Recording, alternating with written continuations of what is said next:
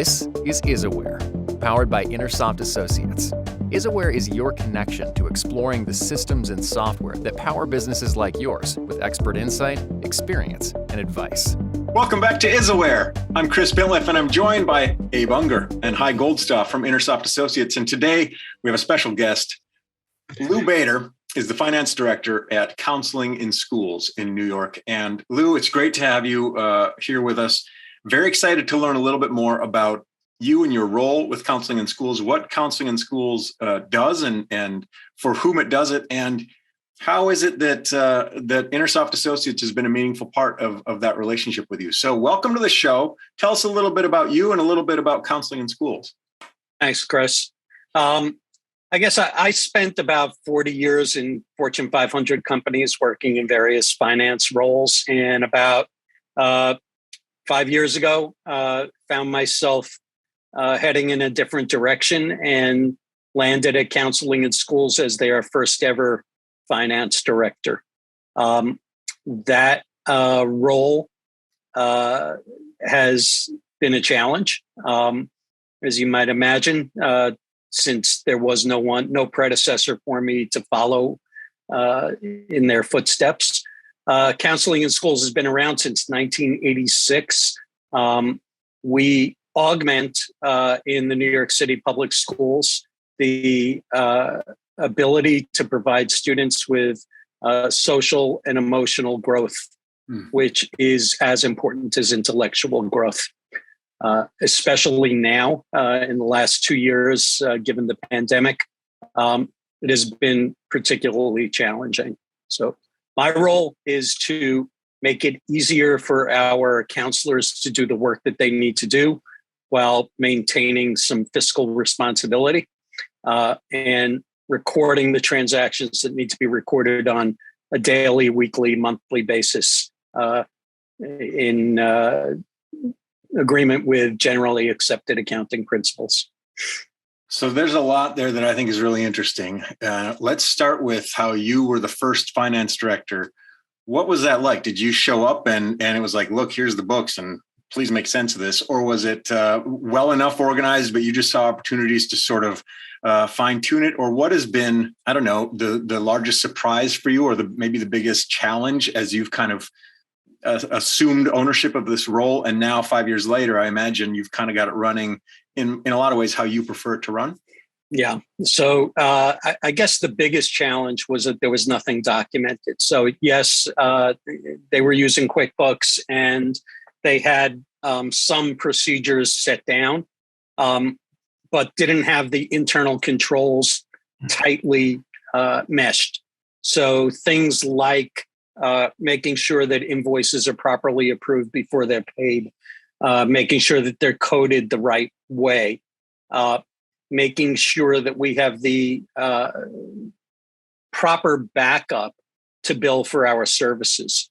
So getting all of that in line, within the first year of my my work there, took a lot of time. I think I said to Hy at the beginning of my role there that I should be able to do the job part-time. Well, part-time turned into about 18 hours a day.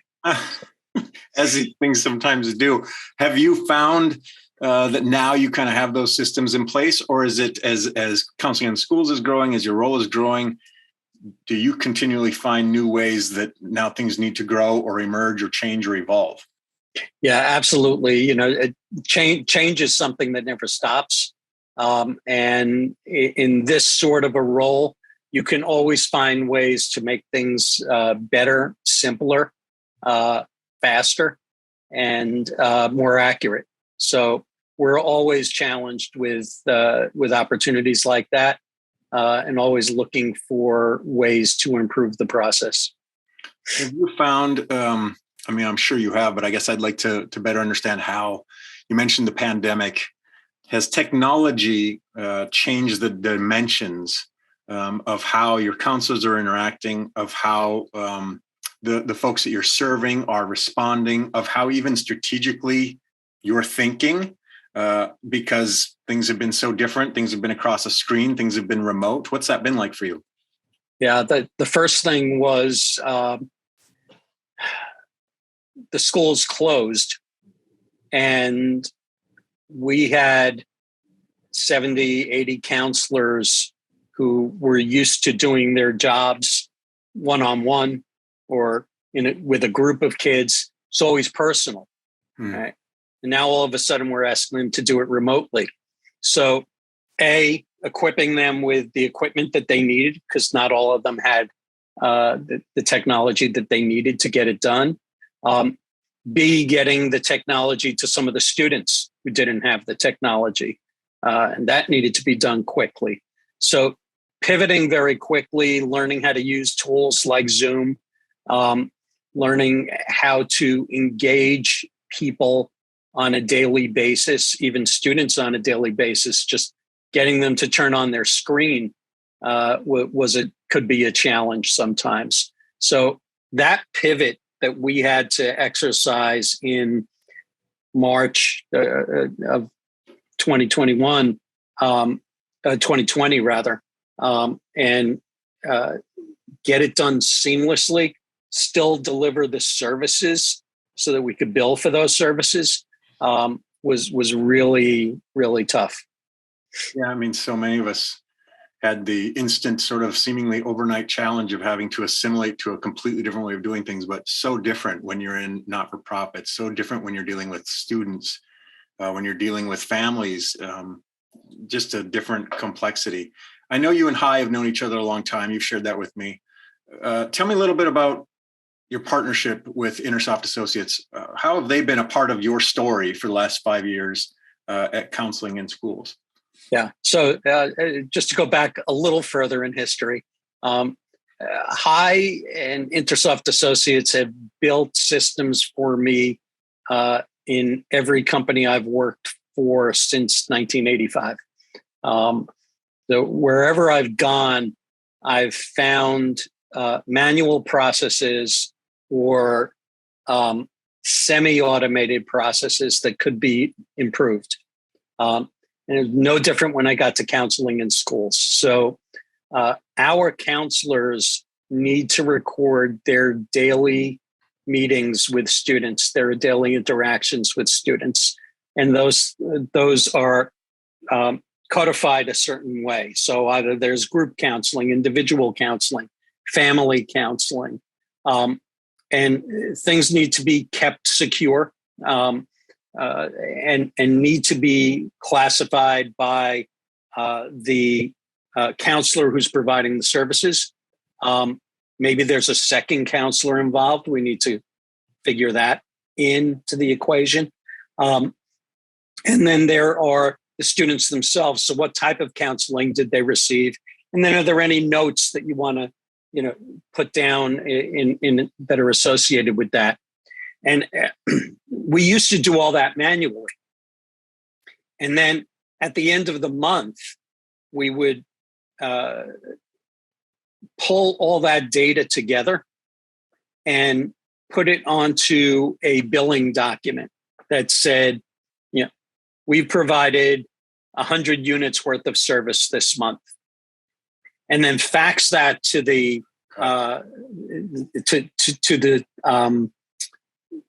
counselor, have the counselor give it to the principal to sign and say, yes, this has been done. And then the counselor would fax it back to our administrator in the office. And then we would do the billing from there.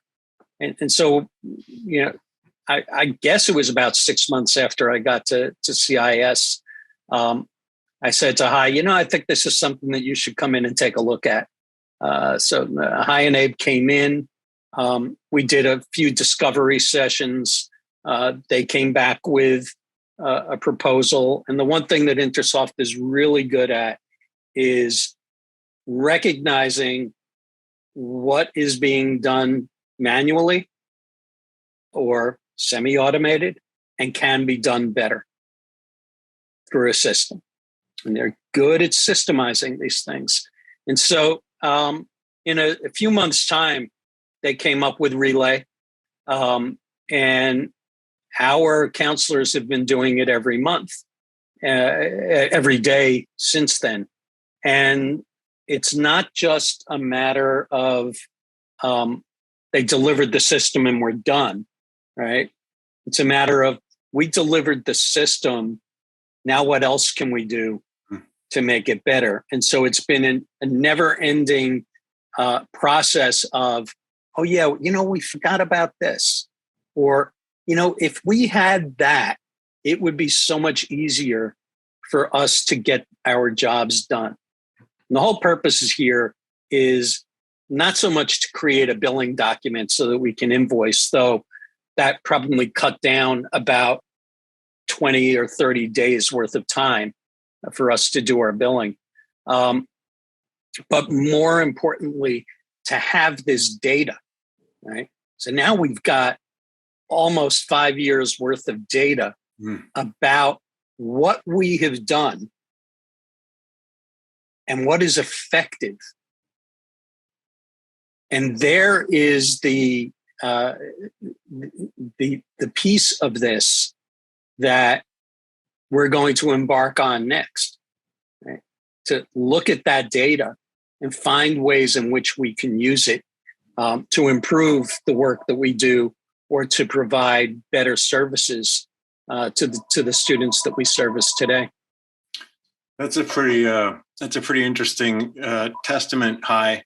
After you spit out your coffee when Lew told you that faxing was an important part of the workflows, then what happened? So what did you hear when Lew first came and said, look, this is what we're doing? What did you see? As Lew says, you're able to see things. You and Abe are able to see things that maybe others don't. Tell us a little bit about how that started for you. Well, the first thing I did is I broke all the fax machines. So, and I thought that was a good way to, I agree. That's a good start. The problem was that, forget about the fax machines. I mean, that's certainly an important part, but the counselors are entering all of this data on a 8.5 by 11 sheet. I think there was one per day. They then send it in to an admin who then takes that information and does what she does with it. She puts it onto that spreadsheet, which is summary information only. The detail over there was not, it really wasn't capturable at all. And it was, pretty easy to realize that we need, they're doing the work anyway. Let them do the work, in a distributed fashion into a system. Let's get the data, and it's what we've been saying on many of these, videos and many of these conversations was let's get the data. So we didn't increase their level of effort whatsoever. That is the counselors. We gave them more room than an 8.5 by 11 piece of paper, certainly virtually. And we started capturing that data. So that data was consolidated for the admin. So that admin no longer had to do anything with that information. No more transcribing, no more going back. We knew that what we had, if whatever was entered, we knew that it was accurate. So all that information, which leads to now we've got data that we can put together. Now that we have information that we can, send out to the various principals for approval. And what we also have is the ability to identify when that item is approved simply by, some sort of a scanning process when those items are, when those approval forms are sent back to us. So that whole process was automated. There's a little bit of work going back where, where that document is either emailed or scanned back, but that's, that approval document. But we go in there, we have a barcode or a QR code, on that document. So we recognize that this is a document for this school, for this period, and we know it's received. And so we know that it's, it's been, someone's got to verify that it's been signed, that we can't do, or that we didn't do. But ultimately, so that whole process has been totally streamlined, and they can do much, much more value-added work. So it was real easy. Distribute the data entry. That was the key fundamental. They're not doing, the counselors are not going to do any more work than they were doing before. And in fact, it's going to make that job easier because they can put more information in. These are people that are motivated to help the children. And if they can get more information, more accurate information, they understand that there's more that we can do with it to help them, be it getting funding, be it, going into other schools, doing more analytics on, what the people are doing. So anyway, so that was a slam dunk in terms of strategy. And I basically smashed all the fax machines. It's really interesting, Abe, and as Lew and Abe and Hy are describing kind of the initial problem, there's a lot of opportunity there for human error. I imagine a lot of inefficiency, a lot of redundancy. What did you see, Abe, as far as, I'm kind of thinking from an innovative perspective. So I know that your wheels are always turning. So as it was like, yeah, we can make this a smoother process. But I'm really interested in and we could also, and what if we did the stuff that Lew kind of mentioned, and now you're turning it into something else, but where did your wheels kind of get turning as you got into this? Well, it started with, what is a fax machine? But once we got that out of the way, so of course, as we said, with technology, we were able to do that and give the counselors the ability to get this data entered. So no real change to their process. Yeah, it's a little bit of getting used to doing it on a computer instead of on a piece of paper, but their process pretty much stays the same. But aside from the benefit of the office where the internal staff can do things where they can get this data and process it and review it without going through paper, the counselors themselves can get reports that they didn't have access to before then. So now the counselors can look at some of the reports and see some of that trending without having to go open up a notebook and look through pieces of paper and try and find a student, or if they want to see, how many times did I see this student and how many times did I meet with this family. They're not looking through paper anymore. They go to the system, they run a report, the data is there right in front of them. So the benefits to that alone talk to, how are they going to interact? Did a student attend? Did they miss attendance? Was there something going on where the student wasn't participating? So they get a lot more of that interaction. They can see that. And they, as you said, their job is not to enter in information into a system. Their job is to work with the students and to help the students. The entering the data is just a way of getting you there. And these reports, this ability gave them the opportunities to do that and to better that process. Lew, what was the real world sort of response? What was the impact of that? Did the counselors approach it first with trepidation and then say, hold on, this is great? Or did they right away say, this saves me so much time? Can you quantify a little bit about how this was? Well, they're not great technologists, let's face it. And they don't need to be, as Abe points out, they need to be compassionate, companions and partners. So, technology scares them a little bit, but it took a few training sessions. It took creating some subject matter experts, and then people just bought into it and just do it like any other, like turning in your timesheet every 2 weeks. So it's just part of the everyday life of being a counselor at counseling in schools, which is what it should be. Yeah. Right. Yep. It's not a burden. It's not something they enjoy doing, certainly, but they also know that they have to do it. So, one thing that I'll add that I left out, I'm not a great visionary, right? So I didn't have the vision, in 2015 when I took the job, to say to myself, well, this organization is going to grow exponentially in the next 6 years, right? But it did, right? So, going from an organization of 50 contracts with $6 million in revenues, we're 70 contracts and $10 million in revenues, and if we didn't have this, what impact would it have on our people? Yeah. What it would probably mean is we would need more people to do the same jobs that we're doing today. All right. And it would be more labor intensive for each person. All right. And we're able to spread some people out a little more. All right.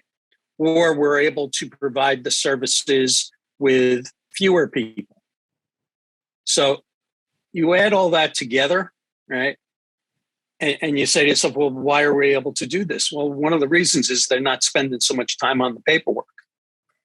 Yeah, which is tremendous. And I also think it probably helps with talent acquisition, or at least retention, as folks are saying, you know what, I'm not having to spend hours a day signing things and doing, or week or whatever, fax machines. Instead, this is a structured part of my day. And like every other digital thing I do in my life, I can just get used to it and I can move on to it. Well, if you don't do that, you have these sort of archaic, antiquated ways of doing things. Those become a source of, I have found, a pain point for people. Mm-hmm. I can't believe I work at a place where I still have to fax things. This becomes something people internalize, and it, I think, can affect their perspective of how they feel about their work. You mentioned kind of what you're doing now. So now you've got all this data. Can you briefly share just a little bit about, without sharing the big bright future, what does that mean for you? What are you going to be doing that you're excited about next? So part of what having the data does for you is, every time there's a crisis in New York City that impacts students, counseling in schools grows. And this is no different, right? So here we are, we're in the middle of the pandemic still, and schools are reaching out to us every day for services. And they're not just reaching out to us, there are roughly 250 other community-based organizations that do the work that we do. But they want to know what we have done, how we have done it, what has been effective for us. Well, we've got the data that we can pull out to show them what we've done, to show them how we've done it. Not only that, but when we are able to provide that data to the Department of Education, when we do our billing, when we do our quarterly recaps on how our programs are going, we become the symbol for the other organizations. That's tremendous. Right. And so when an opportunity comes up, the Department of Education is more likely to refer us or another company like ours that is able to provide the information and able to provide the services and not give them a headache. The last thing that a program manager working for the Department of Education wants is a headache, right? So where do those headaches come from? They come from unsubstantiated billings. They come from issues in the reporting, right? So if we're able to smooth that out, which we've done, everybody's happy.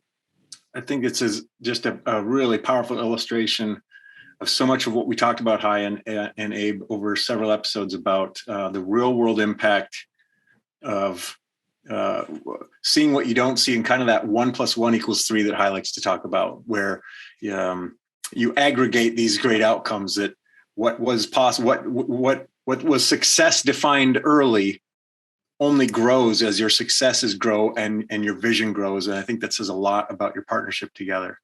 And what it really does, I'm sorry, go ahead, Hai. I'm just saying, what it really does is it really goes back to, what one of our, core missions is when we develop software.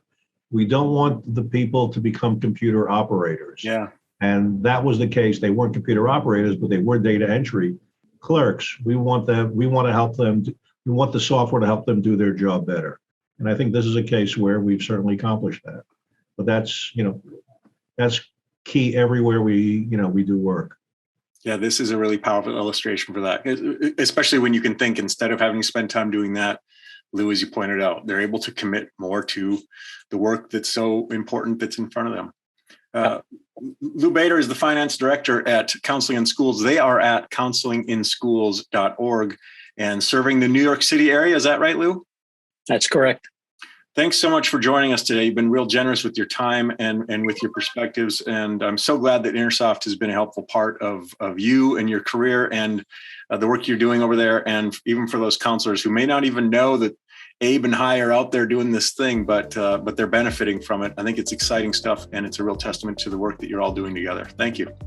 Well, thank you, Chris. I appreciate the time. Thanks for joining us for IsAware, and a special thanks to our subscribers. Consider becoming one today. IsAware is powered by InterSoft Associates, who believes the more you know about your IT, the better. Visit us at InterSoftAssociates.com and schedule your free consultation to talk about how custom software can help your business.